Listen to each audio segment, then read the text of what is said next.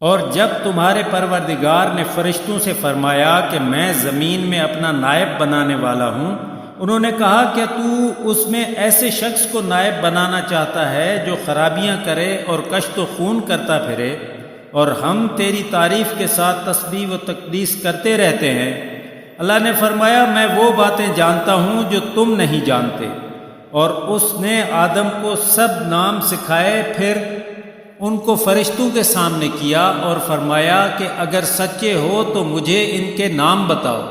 انہوں نے کہا تو پاک ہے، جتنا علم تو نے ہمیں بخشا ہے اس کے سوا کچھ معلوم نہیں، بے شک تو دانا حکمت والا ہے۔ اللہ نے حکم دیا کہ آدم تم ان کو ان کے نام بتاؤ۔ جب انہوں نے ان کو ان کے نام بتائے تو فرمایا کیوں میں نے تم سے نہیں کہا تھا کہ میں آسمانوں اور زمین کی پوشیدہ باتیں جانتا ہوں، اور جو تم ظاہر کرتے ہو اور جو پوشیدہ کرتے ہو مجھ کو معلوم ہے۔ اور جب ہم نے فرشتوں کو حکم دیا کہ آدم کے آگے سجدہ کرو تو وہ سب سجدے میں گر پڑے مگر شیطان نے انکار کیا اور غرور میں آ کر کافر بن گیا۔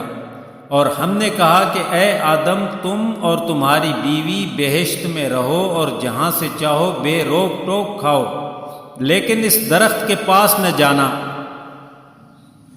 نہیں تو ظالموں میں ہو جاؤ گے۔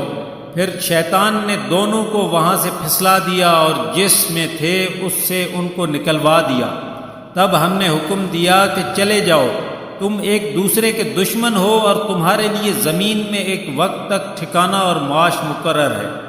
پھر آدم نے اپنے پروردگار سے کچھ کلمات سیکھے تو اس نے ان کا قصور معاف کر دیا، بے شک وہ معاف کرنے والا اور صاحب رحم ہے۔